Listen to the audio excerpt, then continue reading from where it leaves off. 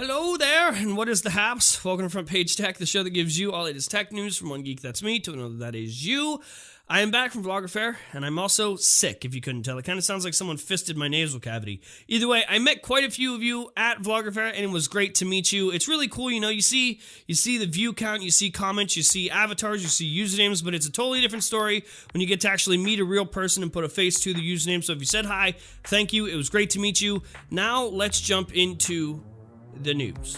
If you watch or listen to the FPT podcast, you probably know that at one point I tried Google Play Music. I'm usually a Spotify user, but I gave Google Play Music a try, and at the end of it, I basically came down to the fact that the libraries are pretty much the same across any music streaming service, but I went back to Spotify because of discoverability, and just the discoverability options on Spotify are way better than anything else, yes, including Google Play Music. But it seems that Google knows that, and they want to address it, and they've now updated Google Play Music a bit. As of, well, yesterday, Google is now taking a new approach to Google Play Music that focuses heavily on contextual recommendations. So now, anytime you open the app, it will completely refresh what you see up front, trying to give you a better, more perfect selection of music based on your personal tastes or moods. Now, obviously, this is a Google service, so it relies heavily on machine learning, so for it to be any good, you would need to use it for a certain period of time for it to kind of adapt and mold around you personally, so I can't speak to this yet, but maybe I'll try it. If it sucks ass, I'll tell you it sucks ass. If it sucks less ass than it usually sucks ass, then I'll say, hey, it sucks less ass than it usually does. Let's face it, internet, you're an asshole. Maybe not you specifically, but most people on the internet are assholes. And the best way to rid yourself of assholery on your favorite social networks is to mute people. Mute phrases, mute words. And now you can do so officially on the Tweetster. Starting today, you can now make your way into your notification settings on Twitter and then start muting and blocking out words, phrases, usernames, emojis, or hashtags. So now, if anyone tweets you a tweet that includes any of those things that you have blocked, it will not show up in your notifications. Also, as a cool little bonus, Twitter is throwing in an extra muting feature, the ability to mute conversations. I think it's happened to pretty much all of us. Somehow you get thrown into a conversation, you get tagged in it, and now all of a sudden people keep tweeting over and over and over again, and that's all you see for the rest of eternity, and it's really fucking annoying. But now, you can just mute the conversation and poof, it goes away. Pretty cool, Twitter. Good job. You ready for some more Apple rumors? Of course you are. According to Ming-Chi Kao, which is an extremely reputable source for Apple that leaks a bunch of stuff and is usually right like 95% of the time, says that Apple is gearing up to release two 5.5-inch devices in 2017, one of which will include an OLED display. Let me repeat that. Two 5.5-inch devices. That means, assuming the other rumors are true, we will be getting 3 different iPhones in 2017.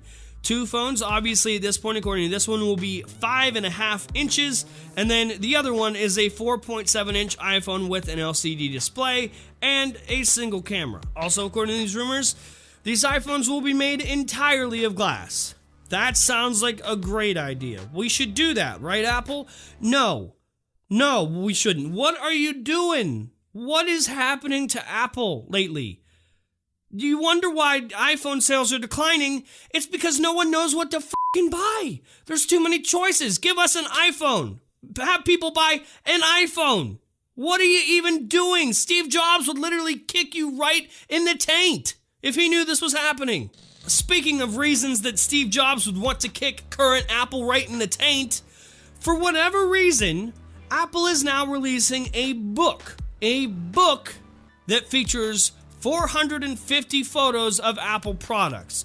The price of this book, in typical Apple fucking fashion, is $300. Of course, shockingly enough, it's called Designed by Apple in California. That's the name of the book. To be fair, there are 2 versions. A smaller version that is only $199, what a steal, and then the larger version is $299. Even better is they say that it is dedicated to the memory of Steve Jobs.